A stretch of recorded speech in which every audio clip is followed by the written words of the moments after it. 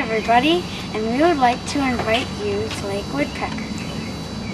This is our 5th annual camping trip. It's on Memorial Day weekend. Come on Friday or Saturday when you can. The following is how we have fun at Lake Woodpecker. These are some of the things. Karen, what are you doing over there? Cooking up some fish that my husband caught at Lake Woodpecker. It's going to be tasting mighty fine. Can't wait to eat it. What are you doing, Melissa? I'm catching some frogs and lizards at Lake Woodpecker. What are you doing, Becca? I'm just picking some strawberries. Hope we get big ones like this year.